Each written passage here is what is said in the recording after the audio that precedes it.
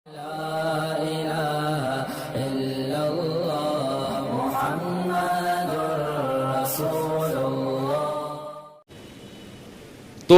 شعیب علیہ السلام نے کیا کہا؟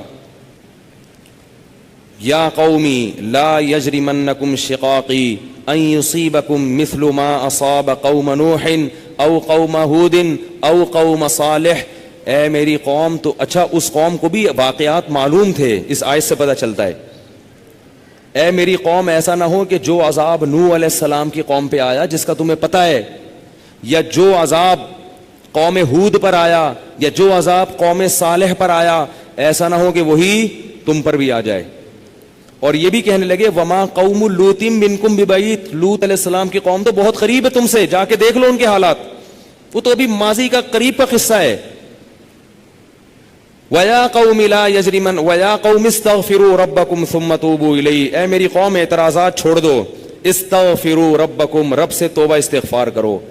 دیکھو وہ لوگ استغفار کا مطلب سمجھتے تھے، ہم لوگ استغفار کا مطلب نہیں سمجھتے. جب شعیب علیہ السلام نے کہا استغفار کرو تو ایسا تو ان کے لیے تو بڑا آسان تھا، ایک تسبیح استغفار کی صبح پڑھ لیتے، ایک تسبیح شام کو پڑھ لیتے. کہتے اتنی سی بات ہے تو ہمیں تو نماز پہ ویسی کوئی اعتراض نہیں، تو استغفار کی ایک تسبیح پہ کیا اعتراض ہوگا. وہ سمجھتے تھے کہ استغفار کا مطلب ہے گناہ سے توبہ، جو ڈنڈی مار رہے ہیں یہ چھوڑیں اور پھر اللہ سے توبہ کریں. یہ والی توبہ آج کل مارکیٹ سے کیا چل رہی ہے، بہت سی چیزیں مارکیٹ میں شارٹ ہو گئی ہیں. بھائی لوگ چینی کو روتے ہیں، یہ شارٹ ہو گئی، وہ شارٹ ہو گئی، وہ بھائی بہت ساری چیزیں شارٹ ہوئی ہوئی ہیں. تو یہ والی توبہ آج کل مارکیٹ سے کیا چل رہی ہے، شارٹ چل رہی ہے. استغفار استغفر اللہ، ڈرامہ دیکھ کے بھی استغفار ہو رہا ہے، ہائے ہائے کیسا ہو گیا، کیسی ہیروئن ہے، توبہ توبہ، ٹھیک ہے نا کیسا ہیرو ہے، ہائے اتنا گندا گانا، توبہ توبہ استغفر اللہ. تو یہ استغفار چل رہا ہے آج کل. تو استغفار کا مطلب وہ لوگ، بولو بھائی سمجھتے. وہ کچھ لوگ بیٹھے ہوئے تھے نا، ایک بس میں جا رہے تھے، سب ایک بس میں جا رہے تھے، ذرا دیندار تھے وہ، تو سب نے تہیہ کیا بھائی اگر کوئی لڑکی خاتون واتون نظر آ گئے نا تو استغفار پڑھنا بھائی، ٹھیک ہے نا، کیا کرنا ہے تاکہ نظریں نیچی کر لیں، توبہ استغفار. تو جیسے ہی ایک نے پڑھا نا استغفار استغفر اللہ، تو سب نے کہا کہاں ہے کہاں ہے کہاں ہے سب نے کیا کہا، وہ لاشعوری طور پر نکل گیا نا کہ چلو استغفار کریں گے لیکن دیکھ تو لیں، بولے بتا یار کہاں ہے کہاں. تو وہ لاشعوری طور پر ہوتا ہے بعض دفعہ. تو شعیب علیہ السلام نے کیا کہا، استغفروا ربکم ثم توبوا الیہ ان ربی قریب مجیب ان ربی رحیم ودود. ایک جگہ فرمایا رحیم بھی ہے اور بہت محبت کرنے والا ہے. ودود محبت کی سپرلیٹو ڈگری ہے، بہت محبت کرے گا تم سے، بہت زیادہ محبت، اتنی محبت کہ اس کے لیے تم نے گناہ چھوڑ دیا بھائی، بہت محبت کرے گا. تو ظاہر ہے اللہ جب محبت کرتا ہے تو ہماری طرح نہیں ہے کہ بہت محبت ہے بس ہے تو بھائی یہ پیسے دو، اتنی محبت ہے تو ٹھیک ہے نا. آپ کو کوئی دوست پریشانی میں آئے آپ کے پاس، بہت پریشان تھا، اس کو پیسوں کی ضرورت تھی، وہ آپ اس سے کہہ رہے یار مجھے تمہیں، آپ کو پتہ نہیں تھا کہ ابھی یہ پیسے بھی مانگ لے گا مجھ سے، کہہ رہے یار مجھے تم سے بہت محبت ہے، ایکچولی میں بتا نہیں سکتا بہت محبت ہے. وہ بڑا خوش ہو گیا بھائی اب تو ٹھیک ہے بھائی. تو کہہ رہے یار مجھے نا 100 روپے کی ضرورت ہے. اب آپ کہہ رہے یار یہ کیسے موقع پہ میں نے اظہار کر دیا محبت کا، ٹھیک ہے نا. تو ہم لوگوں کی محبت کیسی ہوتی ہے، ایسی ہوتی. اگر ہمیں پہلے سے پتا ہوتا پیسے مانگتا ہے تو ہم کیا کہتے ہیں، یار محبت کچھ نہیں ہوتا. مفتی صاحب نے بیان کیا تھا لویریا پر، وہ جا کے سن لینا، پھر ایسا کہیں گے ہم. تو اللہ جب کہہ رہا ہے نا کہ استغفار کرو گے تو میں کیا کروں گا، ودود بے پناہ محبت کروں گا، بے پناہ محبت. اس کا مطلب ہے کہ پھر اللہ نوازے گا، بہت بہت نوازے گا، رزق کی فراوانی کر دے گا، رزق کے دروازے کھول دے گا، دل میں سکون ڈال دے گا. اگر پریشانی بھی آئے گی تو درجات کو بلند کرنے کے لیے، جیسے یعقوب علیہ السلام پر پریشانی آئی، جیسے یوسف علیہ السلام پر پریشانی آئی تاکہ مصر کا بادشاہ بنا دوں، پھر وہ پریشان کرنے کے لیے پریشان نہیں کرے گا، وہ پریشان کرے گا خوشی دینے کے لیے.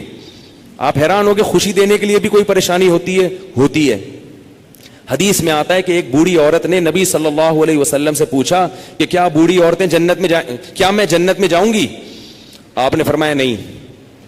ارے بھائی نبی کے منہ سے ایک عورت سن لے کہ میں جنت میں نہیں جاؤں گی, اس پہ کیا گزرے گی؟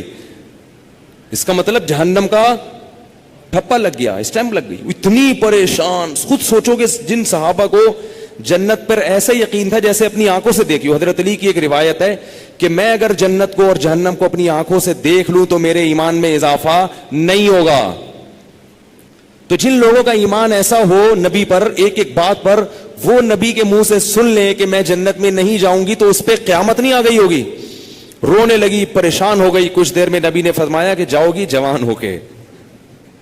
اس کنڈیشن میں اب یہاں ایک نقطہ اٹھایا ہے کہ بھئی ایسا مذاق کرنا جس سے تکلیف ہو. کسی مسلمان کو تکلیف دینا تو جائز نہیں ہے, تو نبی کیسے تکلیف دے سکتے ہیں؟ اتنی تکلیف میں ڈال دیا بیچاری کو. تو اس کا جواب یہی ہے کہ بعض دفعہ تکلیف کسی بہت بڑی خوشی کا پیش خیمہ ہوتی ہے. نہیں آئی بات؟ اگر پہلے تکلیف میں نہ ڈالا جاتا تو بعد میں جو اس کو راحت ہوئی ہے نا, وہ راحت نہ ہوتی, وہ خوشی نہ ہوتی. اس خوشی تک پہنچانے کے لیے پہلے تھوڑا سا تنگ کرنا ضروری ہے, ورنہ وہ خوشی نہ ہوتی. تو اللہ بھی اگر اپنے نیک بندوں کو پریشان کرتے ہیں تو وہ پریشانی کسی بہت بڑی کامیابی کا پیش خیمہ ہوتی ہے, پیش خیمہ ہوتی. پھر اس میں تسلیاں بھی ملتی رہتی ہیں ان کو. تتنزل علیہم الملائکہ اللہ تخافوا ولا تحزنوا, فرشتے ان کے دلوں پہ نازل ہو کے خوشخبریاں دیتے ہیں کہ غم نہ کرو, خوف نہ کرو, بس یہ پریشانیاں دور ہونے والی ہیں, جنت کی نعمتیں ہیں. بعض دفعہ تو دنیا میں بھی بہت بڑی کامیابی مل جاتی ہے. تو اب وہ اچھا یہ بات مسئلہ ذہن میں رکھو کہ اللہ ودود ہے, محبت کرتا ہے اپنے بندوں سے بے پناہ, رحیم ہے, غفور ہے. یہ بہت بڑی غلط فہمی ہے کہ گناہگاروں کے لیے بھی ہے. نا نا نا نا نا, گناہگاروں کے لیے نہیں ہے. جو گناہ سے توبہ کرنے والے ہوں ان کے لیے. ہمارے ہاں بعض خطیب اللہ کی رحمت کو ایسے بیان کرتے ہیں کہ گناہگار سمجھتا ہے کہ اللہ مجھ سے بھی بہت زیادہ محبت کرتے ہیں, حالانکہ وہ کبیرہ علانیہ گناہوں کا مجموعہ ہوتا ہے. وہ آدمی گناہوں سے اللہ کبھی بھی محبت نہیں کرتے, تو گناہگار سے کیسے محبت کریں گے؟ جو گناہ سے بچنے کی کوشش میں لگ جائے, بے شک نہ چھوٹے ہوں لیکن بچنا چاہتا ہے, اس سے بھی اللہ محبت کرتے ہیں. علماء لکھتے ہیں گناہ نہ بھی چھوٹے ہوں لیکن چھوڑنا چاہ رہا ہے, لائن پہ آنا چاہ رہا ہے, تو اللہ اس سے بھی محبت کرتے ہیں. اس کے لیے وسائل پیدا کرتے ہیں, اسباب کے آ جائے. جو نہیں چاہتا اس سے اللہ محبت نہیں کرتے. اللہ اس کے لیے غفور اور رحیم نہیں ہے. الا یہ کہ قانون یہ ہے, اللہ اپنی رحمت سے کسی کو بخش دیں تو ایک الگ بات ہے, قانون یہ نہیں ہے.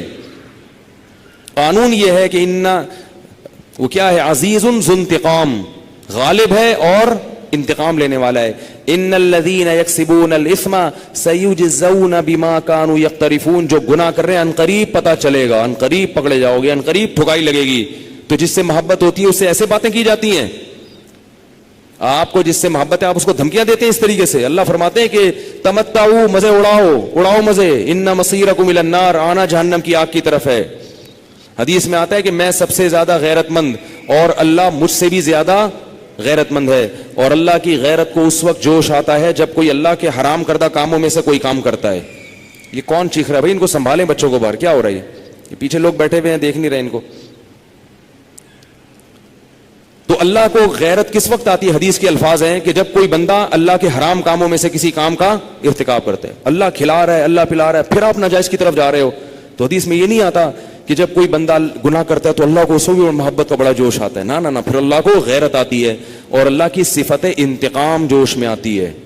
اس لیے بھائی گناہ کرتے ہوئے اللہ سے ڈرا کرو, اللہ کی رحمت کی امیدیں گناہ کرتے ہوئے نہ لگایا کرو. ایسا نہ ہو کرنے کے دوران کوئی چھت گر جائے, زمین پھٹ جائے. بنی اسرائیل نے گناہ کیا تھا نا, ہفتے کے دن اللہ نے منع کیا شکار مت کرو, انہوں نے کر لیا, تو کیا اللہ بڑا غفور رحیم, اللہ نے معاف کر دیا فوراً. رات کو سوئے ہیں تو صبح کیا ہوا ہے, بندر اور سور جیسی شکلیں بنی ہوئی تھی. اللہ ہم سب کو محفوظ رکھے. تو گناہ سے بچنا چاہو گے تو اللہ کی رحمتیں ہیں, اللہ کی محبتیں ہیں. گناہ سے بچنے کا ارادہ نہیں کرتے تو پھر جہنم ہے, پھر جنت نہیں ہے. سمجھ رہے ہو کہ نہیں سمجھ رہے بھائی؟ یہ باتیں کہتے ہوئے مجھے بھی ڈر لگتا ہے, مجھے بھی ڈر لگتا ہے.